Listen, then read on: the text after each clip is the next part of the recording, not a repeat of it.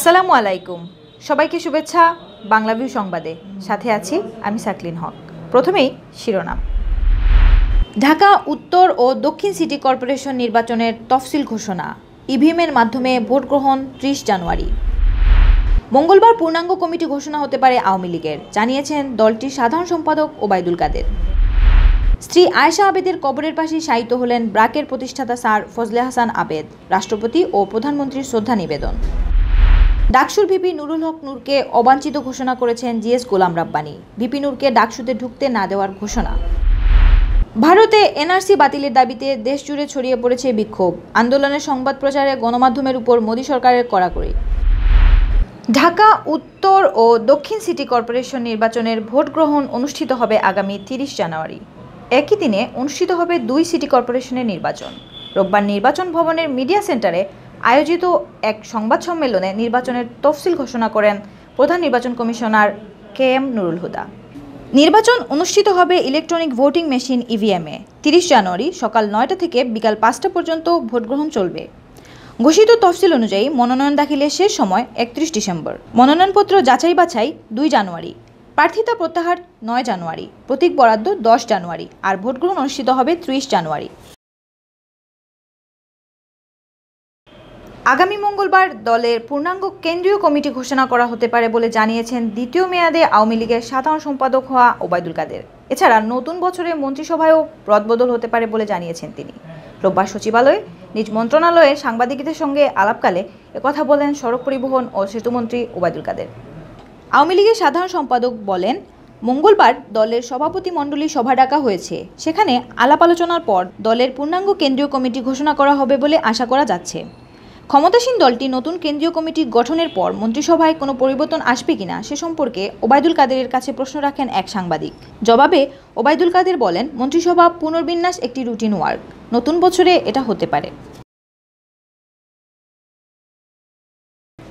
স্ত্রী আয়েশা আবেদের কবরে শায়িত হলেন ব্র্যাকের প্রতিষ্ঠাতা স্যার ফজলে হাসান আবেদ। রোববার বেলা 1:45টায় রাজধানীর বনানী কবরস্থানে দাফন করা হয় তাকে। এর আগে সর্বসাধারণের শ্রদ্ধা নিবেদনের জন্য সকাল 10:30টায় আর্মি স্টেডিয়ামে নেওয়া হয় তার মরদেহ। সেখানে রাষ্ট্রপতির পক্ষে মেজর আশিকুর রহমান ও প্রধানমন্ত্রীর পক্ষে উপসামরিক সচিব কর্নেল সাইফুল্লাহ তাকে শেষ শ্রদ্ধা জানান। এছাড়াও শ্রদ্ধা নিবেদন করেন জাতীয় সংসদের speaker doctor Shirin Sharmin Chowdhury, deputy speaker Fazle Rabbi Miah ও আওয়ামী লীগের সাধারণ সম্পাদক ওবায়দুল কাদের। দুপুর 12:30টা পর্যন্ত মরদেহ শ্রদ্ধা জানান বিভিন্ন শ্রেণী পেশার মানুষ। দুপুর 1:45টায় স্টেডিয়ামেই স্যার আবেদের জানাজা অনুষ্ঠিত হয়। জানাজায় অংশগ্রহণ করেন নোবেলজয়ী অধ্যাপক ডক্টর মোহাম্মদ ইউনুস, সাবেক অর্থমন্ত্রী আবুল মাল আব্দুল মুহিত, আওয়ামী লীগের উপদেষ্টা মণ্ডলীর সদস্য তোফায়েল আহমেদ, বাণিজ্যমন্ত্রী টিপু মুন্সি, বিএনপি মহাসচিব মির্জা ফখরুল ইসলাম আলমগীর, জাতীয় পার্টির প্রেসিডিয়াম সদস্য আনিসুল ইসলাম মাহমুদ সহ বিপুল সংখ্যক মানুষ। জানাজার আগে বক্তব্য রাখেন স্যার ফজলে হাসান আবেদের ছেলে সাবেরান আবেদ। মরহুম পিতার জন্য তিনি সকলের কাছে দোয়া চান। শুক্রবার রাত 8:30টায় ঢাকার অ্যাপোলো হাসপাতালে মারা যান স্যার ফজলে হাসান আবেদ।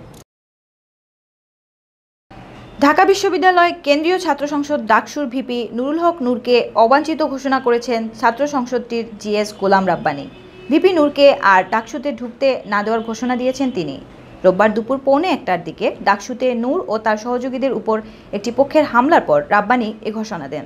নূরের বিরুদ্ধে দুর্নীতি ও অরাজকতার অভিযোগ তুলেছেন রাব্বানী।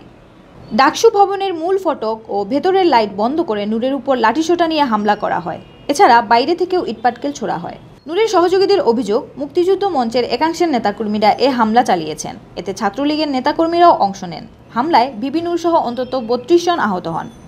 তবে ডাকসু চত্বরে জিএস রাব্বানী সাংবাদিকদের কাছে দাবি করেন, নিজের দুর্নীতি ঢাকতে বহিরাগতদের নিয়ে ডাকসুকে ব্যবহার করে অরাজকতা করেছেন ভিপি নূর। সকাল থেকে ঢাকা বিশ্ববিদ্যালয়ের বহিরাগতদের নিয়ে ডাকসুতে জড়ো হন তিনি। এ সময় তাদের হাতে দেশীয় অস্ত্র, রড ও লাঠি ছিল।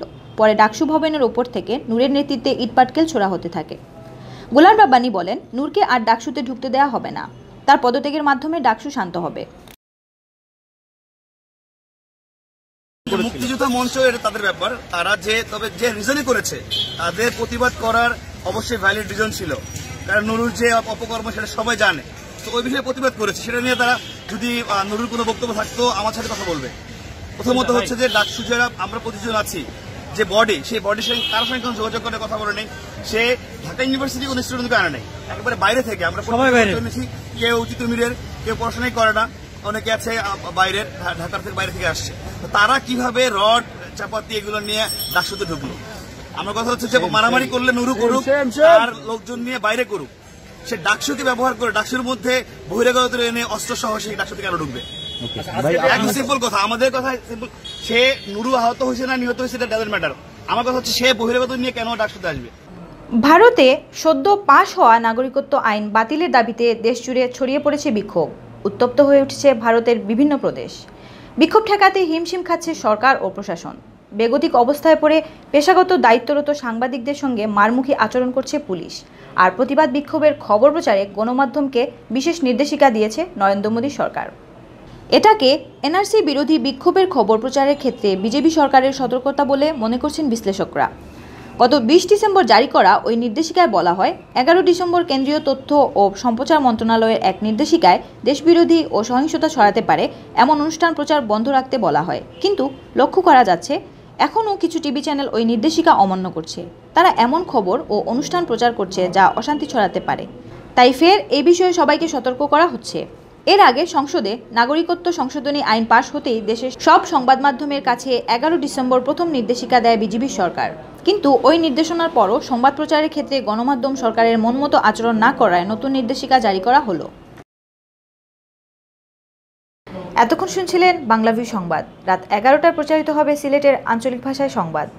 দেখার আমন্ত্রণ রইল। সাথে থাকার জন্য সবাইকে ধন্যবাদ।